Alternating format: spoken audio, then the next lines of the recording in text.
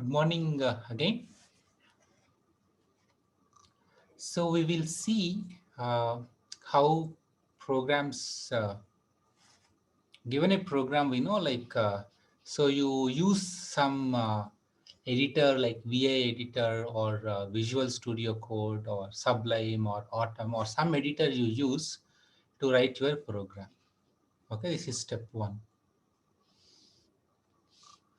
So step one is write your program using your favorite editor. This is just a kind of recap, but still it's good to set the context. And then what is the step two? Step two is, let's say, you compile your program. So GCC sort.c, you compile your program. And when you write your program, this program is present in, so your program, this is your hard disk. So on your hard disk somewhere, this is your hard disk. Your sort.c program is present on the hard disk. This is your hard disk or secondary storage structure.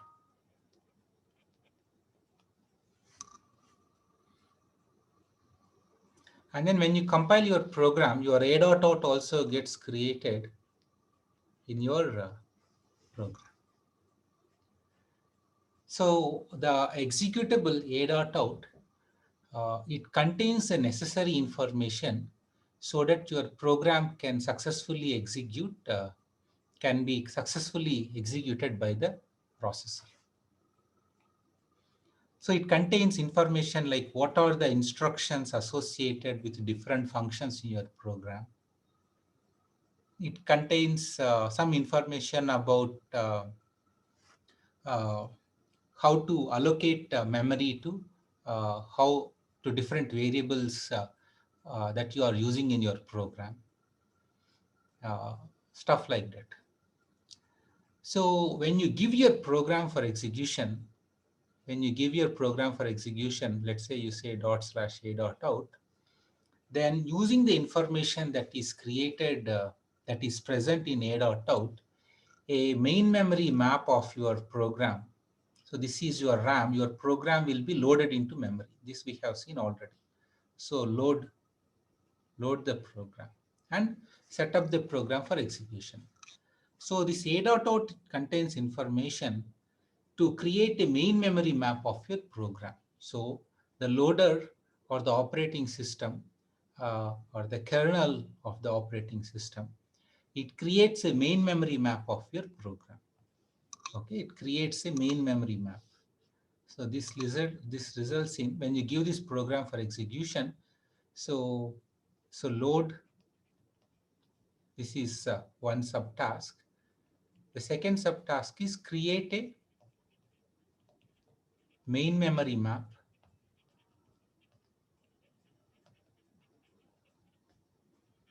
of your program.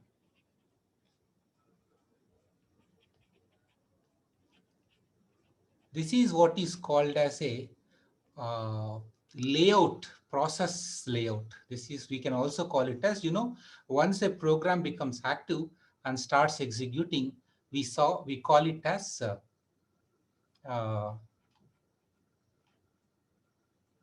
we call it as the so once we create a main memory map of the program, and like when a program becomes starts executing, it becomes a process, and that is called as a memory map of the process. Okay, so main memory map of your program or the associated process or the corresponding process.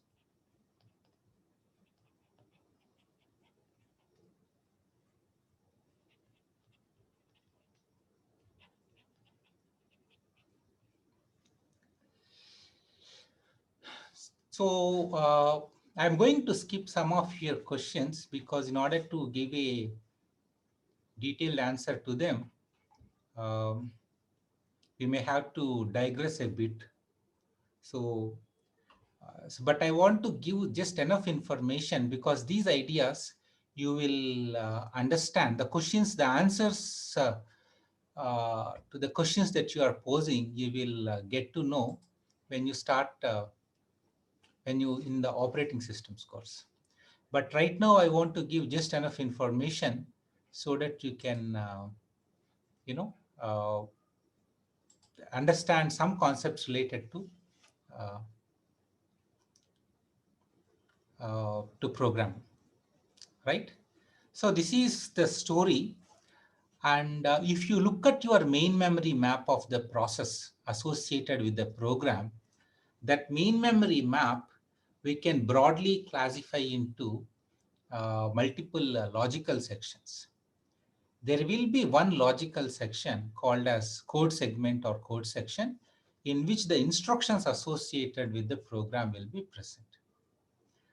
And there will be another section called as data segment, in which memory for global variables and what are called as static local variables will be allocated. We didn't see what the static local variables, but in today's class, we will see what the static local variables are. And then there will be a section called as heap, in which dynamic memory can be allocated dynamically using what are called as malloc calls. We didn't see these malloc calls yet, but we will see them later. After a few classes, we will see what malloc calls are. So for the time being, so there is when your program is executing, it is possible for your program to request some amount of memory dynamically, and this memory comes from a place called as heap. This memory comes from a from a special section called as heap. And we will revisit this idea after few classes. And then we know every function, it has local variables and parameters, and they will be allocated memory on what is called as a stack. So this stack, as we call, as the program executes, these stacks keep growing and shrinking depending upon how the program execution carries out. So we will try to understand each of these things in bit detail as we progress through this class. So let's go clear. So the main memory map that gets created, associated with, that gets created for a process, it is called as a virtual memory map. That's called as a virtual memory map. So when you execute a program, the associated process thinks that it has the whole memory available for itself. But you know, on your machine, when you do htop or when you use ps command, there are multiple processes running on the same machine. There are multiple processes that are running on the same machine. There are few questions that are there in the chat box, so I will answer them so after some time. Okay, hold on to them. And if I don't answer, you ask them. So if it can be answered in this lecture, I will answer them. Otherwise, I will defer them. Because I don't want to take a big digression for the main focus of today's lecture and for this course. So if you see, this is what is called as the main memory map, or the virtual main memory, or the virtual address space layout of a process. So when you give a process a program for execution, the associated process thinks that the whole memory is available for itself. So here you can see the addresses are starting from here and they are increasing in the upward direction. So this is just a view that we have. So the lower addresses are present here and the higher addresses are present upwards. And you can see there is this section called as read-only section. This is the place where the instructions of your program, the instructions associated with the functions of your program will be present here. So program instructions are present.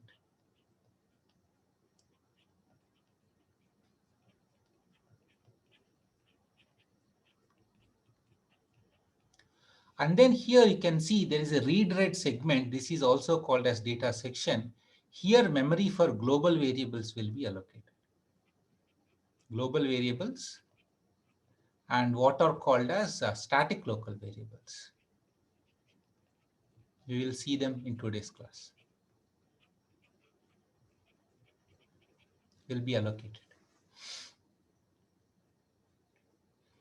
And so you see there is this section. So this here, malloc, all the dynamic memory the program is requesting when it is getting executed, it comes from this place. Okay, this is called as heap. This, this is heap memory. And then when you call functions, the memory for local variables, parameters, and some other metadata will be allocated on the stack. So this stack keeps growing and shrinking, etc. So this is for local variables and other metadata necessary for local variables and parameters and function parameters. And then this is your operating system. This is your operating system. So if you look at this picture, it's as if the whole memory is available for the Linux process under consideration. But you know, there are different processes running on your system. So how there is a gap there. Okay, a process thinks that the whole memory is available for itself, but then there are multiple processes running on the system. So there is an issue there. Okay, we will bridge this gap in a while. So there is this question. So this stack and heap are growing in the opposite direction. So sometimes what can happen is if there is a bug in the program, usually this is what happens when there is when you write today in today's class, we will see recursive programs. So when there is a problem in the base case of the recursion, then what happens is this keeps growing and then it goes and hits these regions and you can get into trouble and you'll get a segmentation fault or something. Okay, so usually, but if your program is not buggy, usually this doesn't happen in most programs. All right. There is one more thing also I would like to point. Yeah, so the other point is in many architectures, in many systems, the stack grows in the opposite direction. That is, if there is something called as a stack pointer, which points to the top of the stack. So when you push something onto the stack pointer value gets decremented. The reason is the stack is growing in the opposite direction. These are the higher addresses and these are the lower addresses. When we push something, let's say when you push something onto the stack, let's say you push some 4 bytes of data on the stack, then the stack pointer register gets decremented by 4.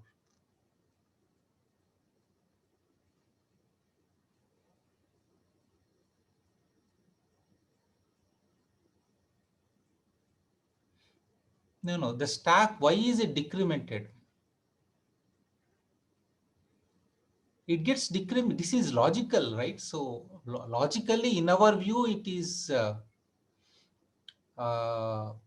stack pointer, the stack is growing, but the particular way in which the stack is implemented. So let's say the value of stack is 100 here. After, if I push one word of data onto the stack pointer becomes 96. Yeah, the address of the stack pointer, whatever the value that is present in the stack pointer, that gets changed.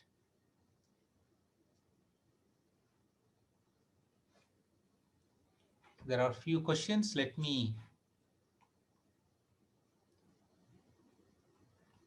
will take all these questions. So BRK projects, I think I will not take that question. So we will see it later. Okay, it's not quite relevant to this class.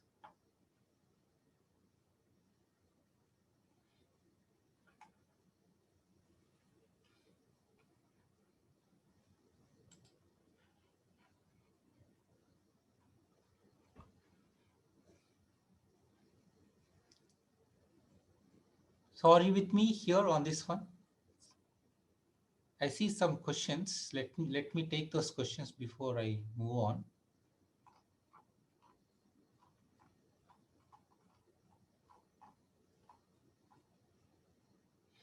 What happens in the memory when we run an infinite loop? When does the stack realize that it's going to get full? See, if you just run an infinite loop without,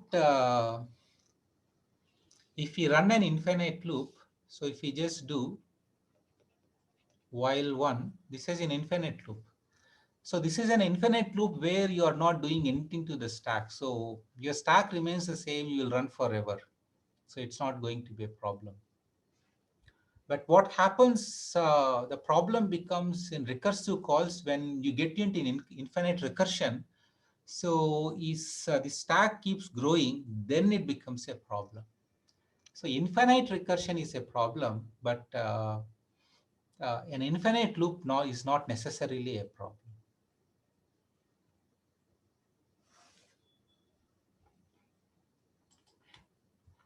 We will see what is recursion in a moment.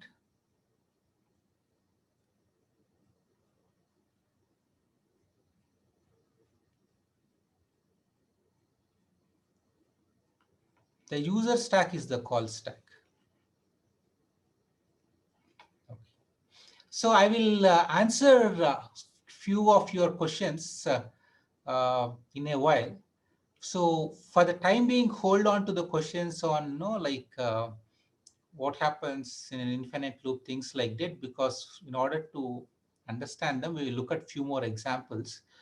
But at this point, these are the things that I would like you to understand. Keyboard buffer is not part of this. It's part of the kernel. So I want you to emphasize on this. Please pay attention. Number one, the instructions of the program.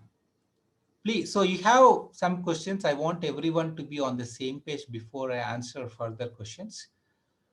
There is a basic minimum thing I would like all of you to understand. And after that, we will see how to take the next set of questions, which can be answered and which can be kept on hold for a while. All the instructions of the program, they will be allocated memory in this read-only segment. And here this unused, if I am right, it corresponds to the BIOS. And then you have all the global variables and static local variables. They are allocated memory in the data section. And later on, we will see what is called as dynamic memory. How a program can request for memory dynamically and release it. That will be this dynamic memory comes from heap, and we use what is called as an malloc library to access this. That is 3. Number 4, memory for local variables and parameters is allocated on the stack. So as you keep calling function, if a function calls another function, then in order to allocate memory to the parameters and local variables of the new function, the stack grows. And when the stack grows, the top of the stack is, the address of the top of the stack is contained in a processor register called as ESP register. And when we push something onto the stack pointer register value gets decremented. So like, for example, here, if you push one word onto the stack pointer register gets decremented by 4, and from 100 it gets go to 96. And then the 6th point here is, in your address space, operating system also occupies your address space. So this is the view which a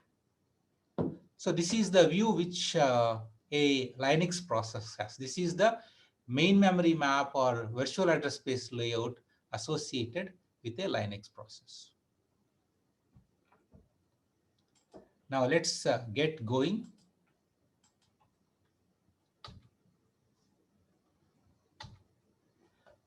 So, but what happens is in practice, this is the question that is being asked.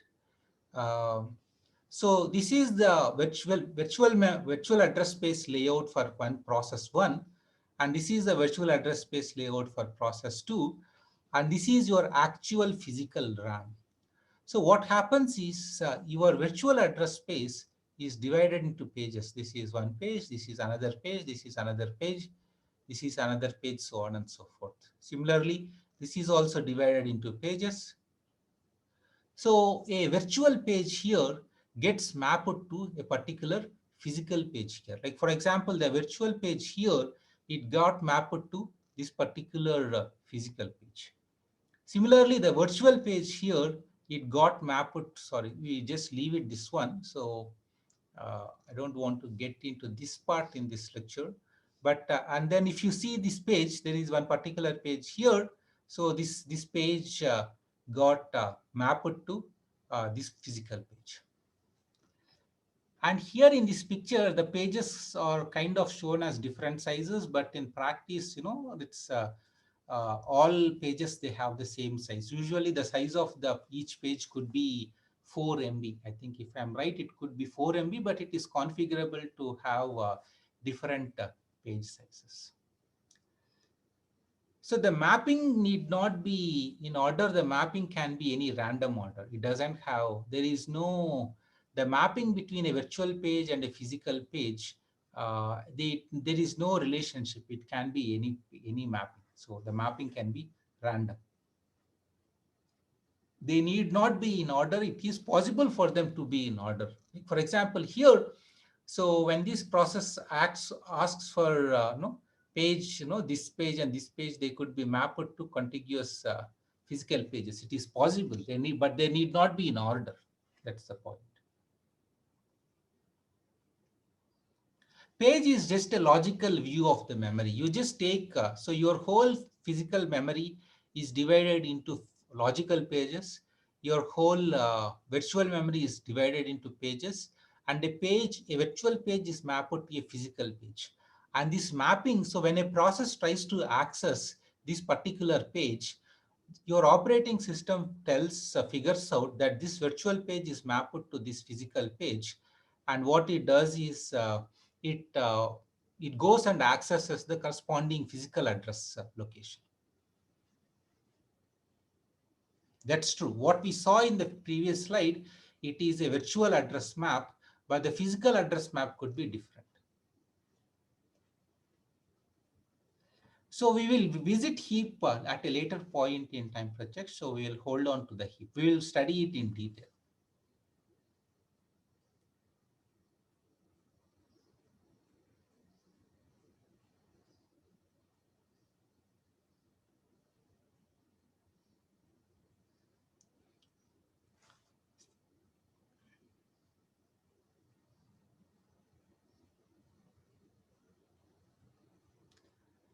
No. I see. This is, every process has its own virtual address map.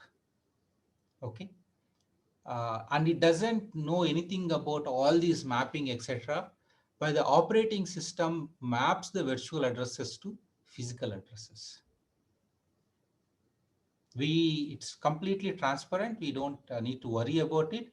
A process thinks that it has, there is an operating system which is sitting in some address space, and the rest of the memory is available for itself. And that's the process view. But the operating system kind of maps this process view into a physical realization. That is, it maps virtual pages, virtual addresses to physical addresses. Is this level of understanding all right with you? Is there anyone who is kind of lost? Because I understand you cannot, all the details you cannot understand at this point in time. Uh,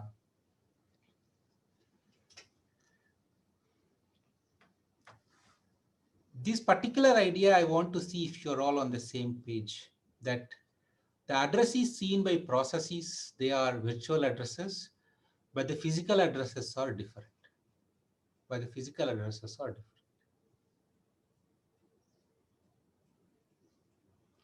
So if this is clear, there are some other related questions that as we progress through this class, you will understand, uh, you'll get answers to some of the questions that you have. Virtual address map is not created by the processor, it is created by the compiler. And OS doesn't map, yeah, so OS maps them to physical addresses, that's true.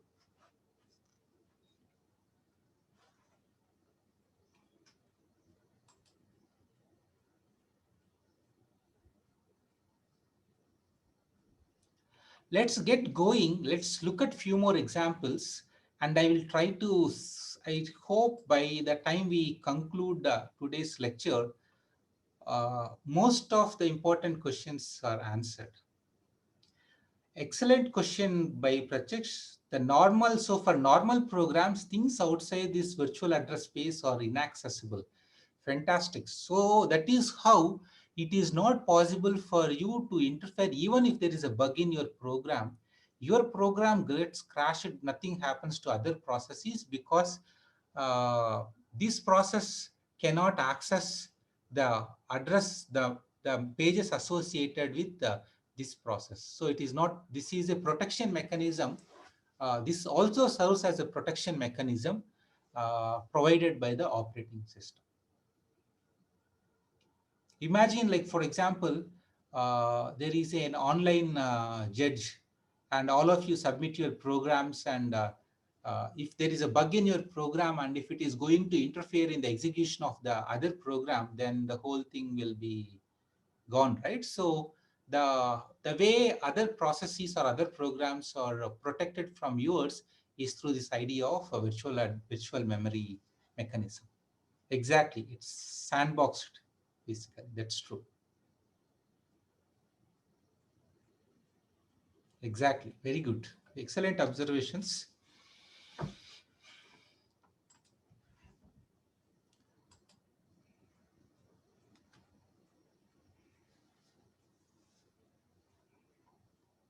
Now let's get going.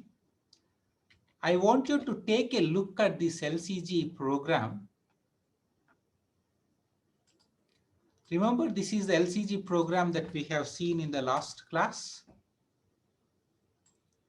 I'm going to do one very small fun experiment. So what are the global variables here? X is a global variable. Where is memory allocated to the global variable? Where is memory allocated to the global variable? Memory for the global variable will be allocated in the data section. And what is the lifetime of the global variable? That is throughout the program execution time. The lifetime of the global variable is throughout the program execution time. And the scope of the global variable X is the whole program. And if you look at my underscore sran, this parameter seed acts pretty much like a local variable. Its scope is within this function my underscore sran, and its lifetime is only when we execute that program my underscore sran that its lifetime will be there. All right. So now I'm going to show you one interesting program, one interesting experiment. So number one, let's see. So Control L. So GCC minus G LCG.c. So this is, remember, so let's see, Control D, yes. So I want you to make a note that, so right now I am in bash shell 0. So I have multiple shells here. This is, remember, this is bash shell 0, this window. And there is one more bash shell, this is bash shell 1. Okay, so they are there. So what I am planning to do is this. So GDB a.out. On bash shell 0, I did a GDB a.out. I put a breakpoint main and I ran the program. So the program started running. Yeah, there are two separate terminals. In terminal 0, I am running this program LCG.c, And so I put a breakpoint. Okay, so if you want to see, yeah, so this is, so right now I am on line number 29. So line number 29, so let's say from here, if I want to access seed, it says seed is not available because seed is not in the context of the main program. Seed is in the context of my underscore srand function. It's not in the context of the main function. That's number one. So right now seed is not in the scope. Seed is not even live. It is not even alive. But the variable x, it is in the scope. It's a global variable. Global variables are initialized to 0. And if I print the address of x, make a note of the global variable address of x. This is the address of x. So is this the physical address or a virtual address? Is this a physical address or a virtual address? Okay. So what someone said physical address, let's see. So now I'm going to terminal 0. I'm going to terminal 0 and I'm saying gdb a.out, break main, run. So I'm running a different version of the program. There is another process that got initiated associated with the same program on the disk. So now let's look at the address of the variable x. What is the address of the variable x? Is this address on terminal 1, the address of the variable x on terminal 1 and the address of the variable x on terminal 0, are they same? Yes or no? How is it possible that two different processes are assigned contains, there is a variable x in one process, there is a variable x in another process. How is it the case that both of them are allocated the same memory location? The reason is they are virtual, exactly. So the reason is the addresses are virtual. So this virtual address in this process will be assigned different physical memory. Okay, so there will be, remember, so let's say this is terminal T0 process and this is T1 process. If you look at the main memory map of T0, let's say variable x is present here. In T1 also variable x is present here. But if you look at the physical memory, okay, this is the physical memory. This could be allocated somewhere here. This could be allocated somewhere here.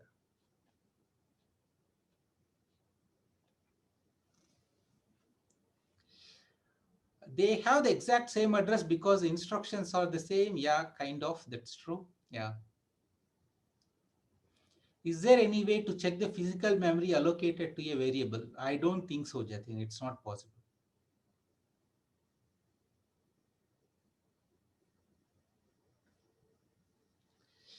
So Gaurav has this question. So there will be memory required for mapping.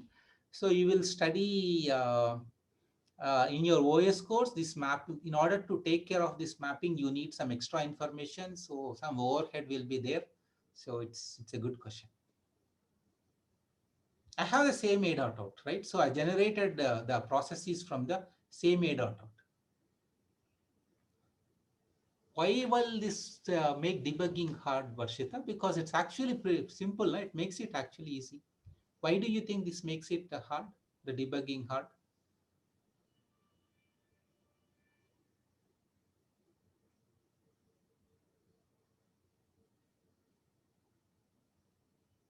No, no, no, it's not. You actually, when you debug a process right now, just for the sake of, in order to illustrate a point, uh, I am running two processes generated from the same a.out. But in practice, you don't do it, right? You just take an a.out, you just do a GDB on it, you run it, and that's all. I think maybe I'm missing something unless.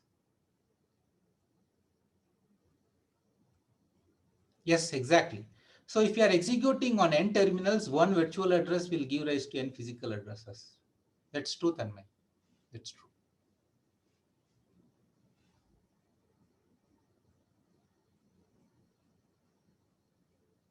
when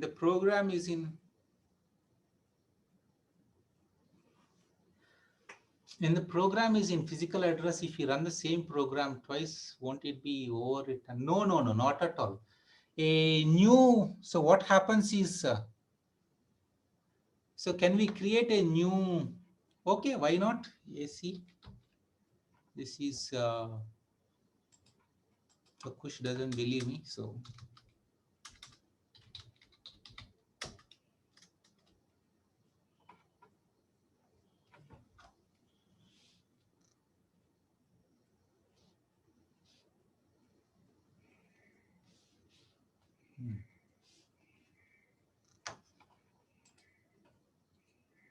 Okay, file a.out.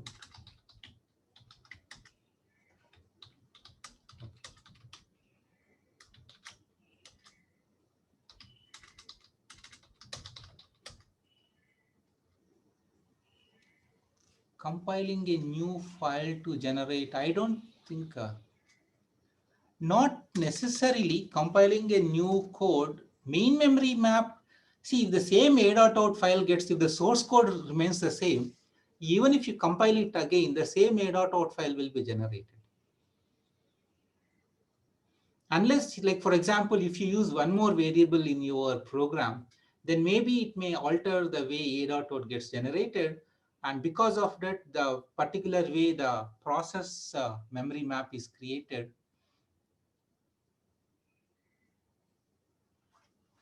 If the virtual addresses are same, how does it stores two different values? Doesn't it need two virtual addresses also? Rohan, can you read your own question again? Okay, let me do one. GDB.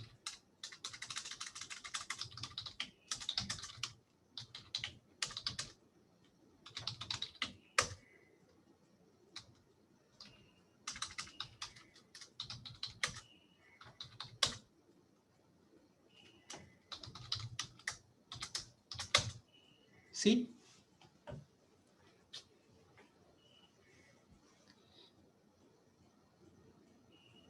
See, the virtual addresses are mapped to different physical addresses, so there is no problem. Did you see the address on the third terminal? Or the three addresses the same? Yes or no? See, what in order to make it clear again, see what is happening is this. So this is your physical memory. Okay, and here is terminal 0 process. And here is terminal 1 process. And here is terminal 2 process. Let me use a different color for virtual, this physical memory. Let's say this green is your physical memory.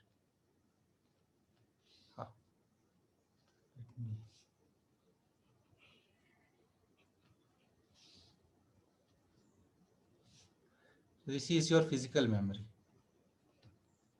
So the variable X here, so all of them, they have the same address, but they get mapped to different locations. This could map to here, and this could map to here. Okay, the picture is not coming out neat, but you understand the point.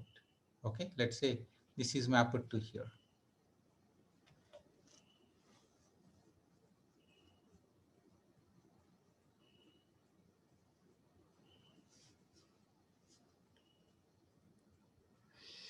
Exactly. So finally, to conclude, each program, when the compiler compiles it, etc., so the way it gets compiled is the program thinks that that it has the whole memory available for itself, but internally what happens is these are all virtual addresses. Internally, operating system maps these virtual addresses to physical addresses. That's true. If we kind of add more variables to the program, then the memory map, the recipe for creating the memory map changes, and because of that, X may have a different address.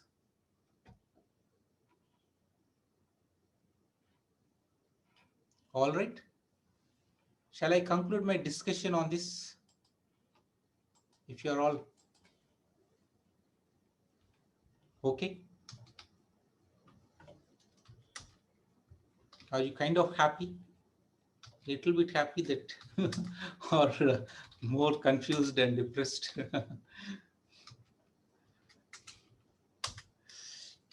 Good. So, one question, like in this particular case, since this x is the same, but like for example, if I add one more variable y, then possibly the memory allocated for the address for x could change. This is what Lakshmanan is asking. But since we are not doing anything, the address of the variable x remains the same.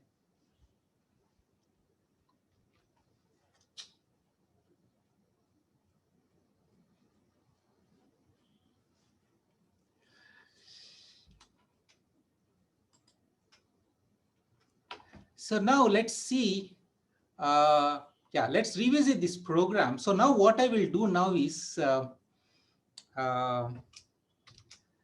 so I want to use, I want to show how we can use debugger. I don't want you to show how to use debugger in VS Code at this point in time, but nevertheless, I want to use VS Code. I will use and no, to illustrate some points.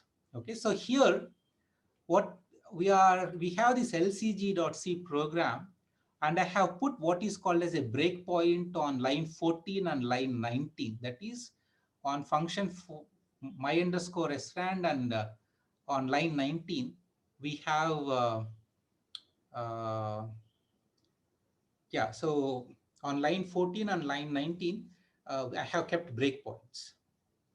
I'm using VS Code debugger. It uses GDB in the backend.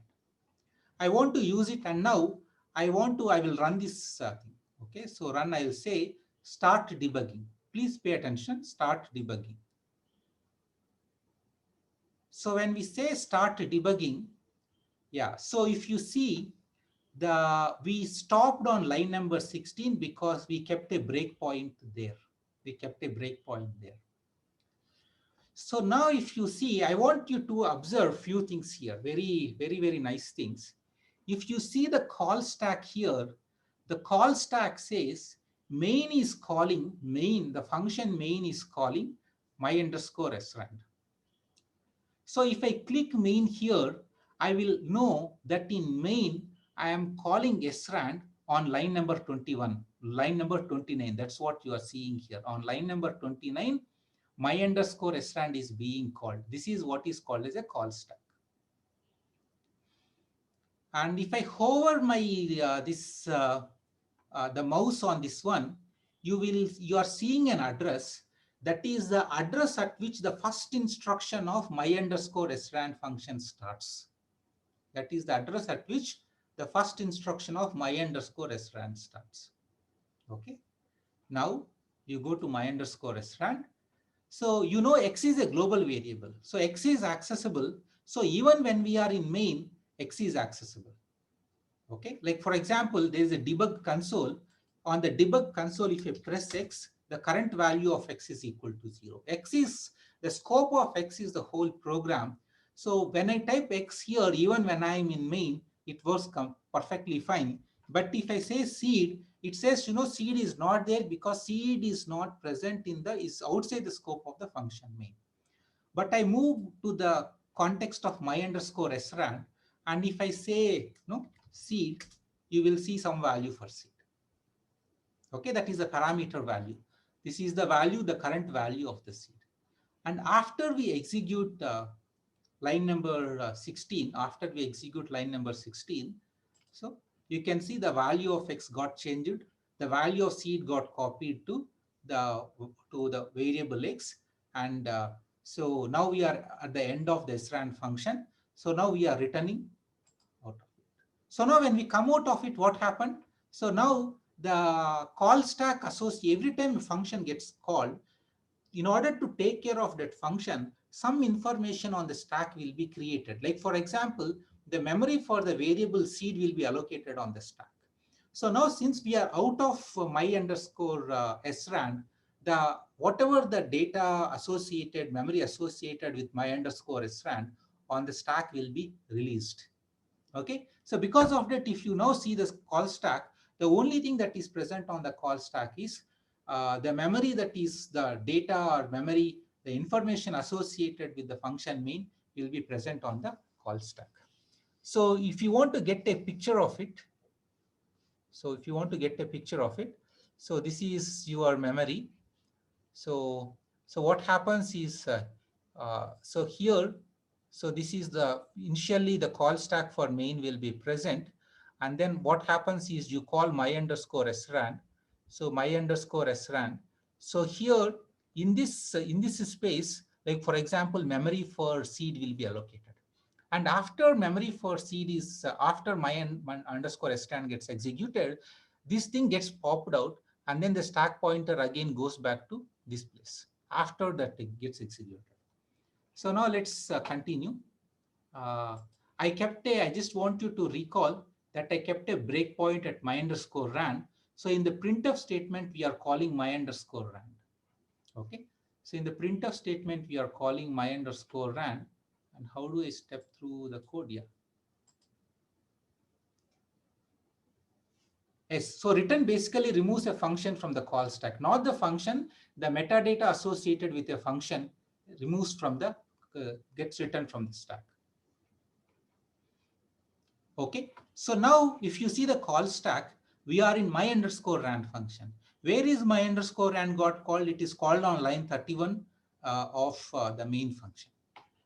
Okay, so now if you see the stack, so let me actually see how the stack progresses. Here all my, so on initially I will draw a sequence of pictures. Let's see, initially this is how when you call on, when you are on line number 28, I'm using this when we are on line number 28. So this is the stack. So here the data associated with main will be present. And after line number, when we go to on line after line number 29 or in line number 29, so what happens is the state of the stack becomes like this. The state of the stack becomes like this. This is for main. I'm using main, and this is for my underscore sran. And then after we return from the main, this gets popped out. And again, the state of the stack becomes like this. This is main. So from here, we move to this state. From here, we move to this state. And from here, now we are in this state.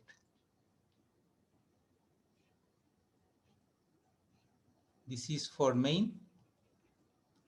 And this is for, what do I say? Yeah, my underscore ran. So this is the current state, which you can see here. So my underscore and is present here, main is present here. Are you all with me here? So main is on the stack throughout, but when we exit the program, so actually main gets called by some other function called underscore start, and that will at that point of time main gets popped out. So no stack space for printf. No, for printf also stack will be created. There will be, so right now you first call my underscore and Aditya, and then return value. Once the return value is obtained, then printf will be called. No, after main return statement is implicitly present, Lakshmanan. So you have to, if that's not the case, you never come out of the program. Na? So whether there is a return statement at the end of the main or not, it is implicitly present. That is because main is a special function.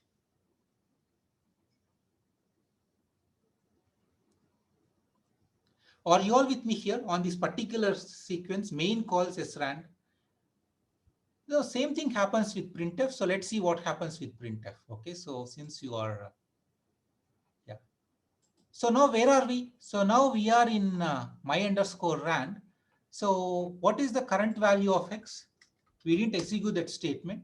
After we execute this statement, if I type x, this is a new value of x. And this is the new value of x that gets returned to printf. Okay, so you return here. Um, yeah, I want to. Uh, I'm not able to stop the debugger to get into this printf because it came on to line 32. But otherwise, what happens is, let's do one thing.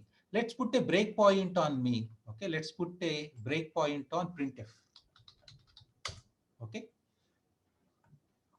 yeah. So we can put a breakpoint on line 31, but still it's not quite working. It's not going into that Shashwat. So, but I set a breakpoint on function printf. If you see on the bottom left-hand side, now I kept a breakpoint on printf. Let's run this program again and see what happens. I'm starting this program again. Yeah. So it is here, continue. Now it is in my rand, and yeah. So now what happens is I kept a breakpoint on printf, but then the source code for printf.c is not available because for GDB to trace out, it requires a source code. So printf.c source code is not available. So because of that, it is giving a complaint that like in order to for me to step to printf, I need the printf.c code, but it is not available. That is the complaint it is giving. But let's say if you are modifying the printf.c, you didn't like the C language's printf program, you want to modify it. So you can modify it and then you can kind of include it in your sources. So what happens is when you put a breakpoint on printf, then you go to printf.c and there you will start.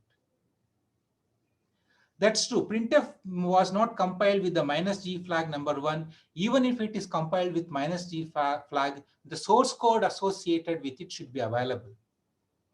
If the source, like even for lcg.c, you may compile it with -g flag, but if that .c file is not available, the GDB will not be able to say, it says, the source code, the source file is not available. Only the binary is available.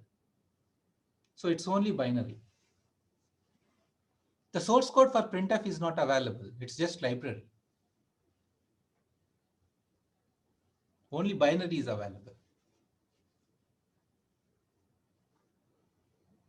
Are you with me here on this one, on this example? Do you see what is happening?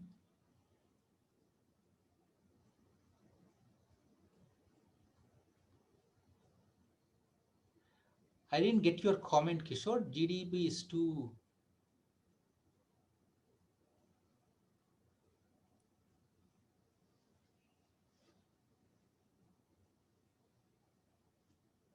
Yeah.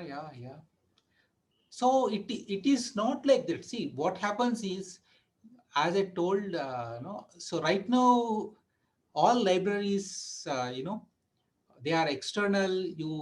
You just use their binary to get your job done.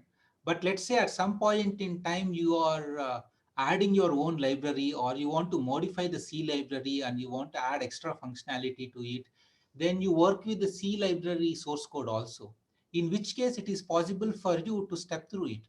And it is possible only because it is open source library. If it is not open source library, if it is a library from a third party where they are only releasing binaries but not the source code, it is never possible for you to GDB that code.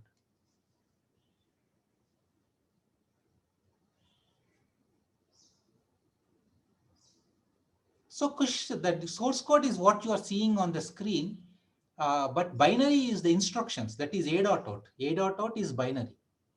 The instructions that are present in the so when you go look at the associated A.out file lcg.c, you don't find all these things, right? So you just contain instructions. That's what we tried to do sometime back using obj dump -d -s.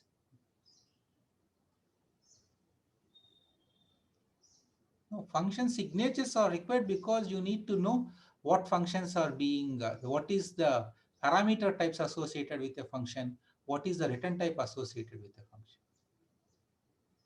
Is it possible to generate source code from the binary? No, not possible. You can generate some source code, but not the exact source code, because the same function like this, the same code, if you just replace this X with Y, this is semantically equivalent to the same thing. So how can the user know, whoever is doing the reverse engineering, how will he know that that variable you are using is X because it's gone?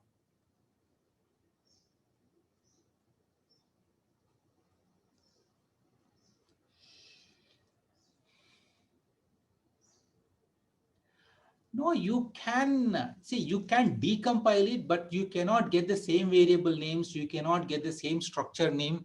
Like for example, if you do decompilation, uh, this code you may generate something like T1 is equal to no some. So let's say A could be mapped to, like for example, something like T2, and X could be mapped to something like. Let me do one thing. Clear all my drawings. So what I'm trying to say is the in the generated executable code, you don't have access to names of these variables at all.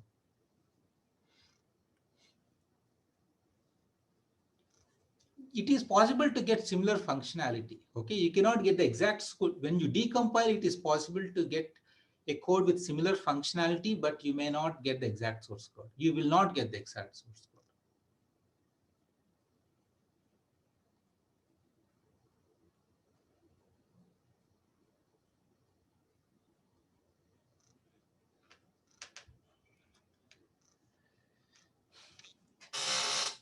So time now is 11:30. So do you have all library functions will be stored as binary? Yes.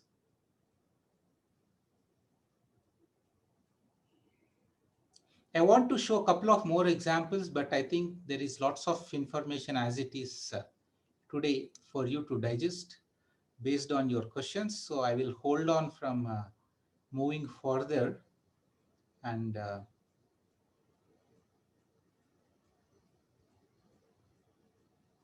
what do you mean by that, Varshita? Because if you define your own library, you should be able to debug it because you have your source code.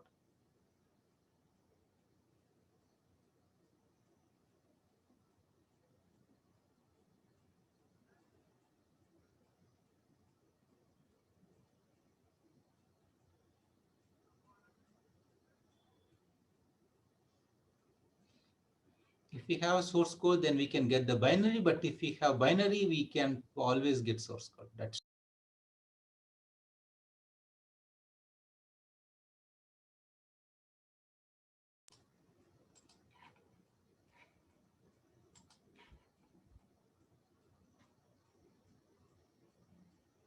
okay. Good, good. Let me see one question of Frame. Is the source code binary completely random or is structured? So Frame, your question is, no, it will not be like random. So usually all white space characters, they will just be ignored, new lines, etc. So the generated executable will be the same, more or less. Yeah. Okay, so Krishna Praneeth has a question. If we have, can we show the diagram in the initial pages? Why not? Let's see.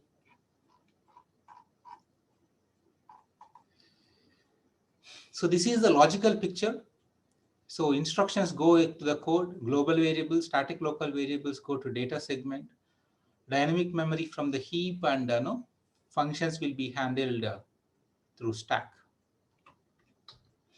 And this is the main memory map, typical main memory map.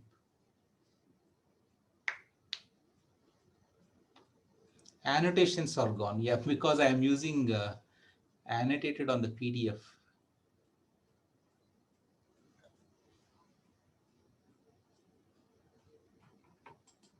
Okay, let me see. I will take your question.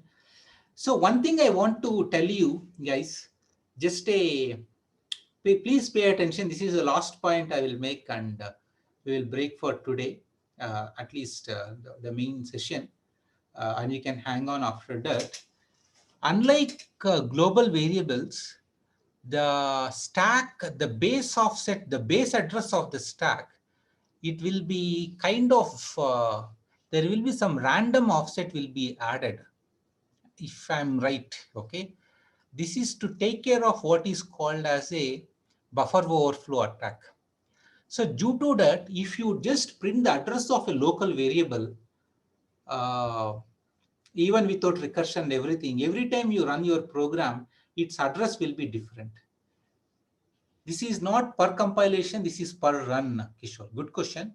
The same executable, if you print the address of the local variable, then what happens is, no, the base address will be, the address of that variable will be a bit different because of the random stack offset that we use when we execute this program. But this is not the case with the global variable.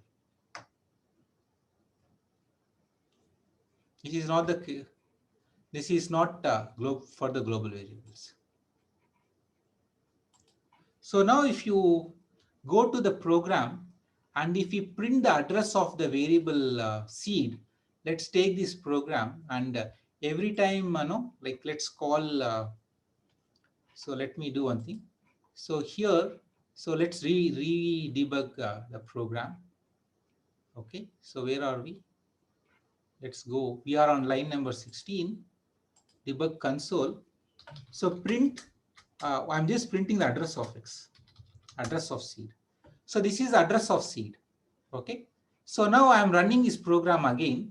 So remember this address of seed, it is DC0C or something like that. So let's recompile this program, not recompile, rerun this program using GDB and try to,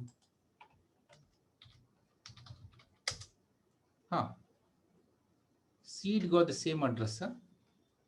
It is, we got lucky, but usually this address, the local variable addresses typically changes. So let's compile this here.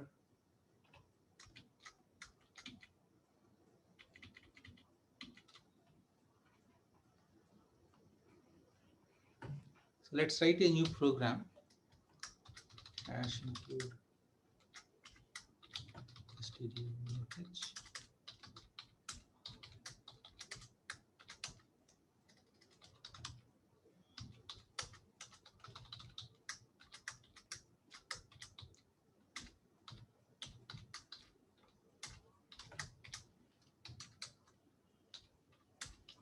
Remember, this is the virtual address of A. So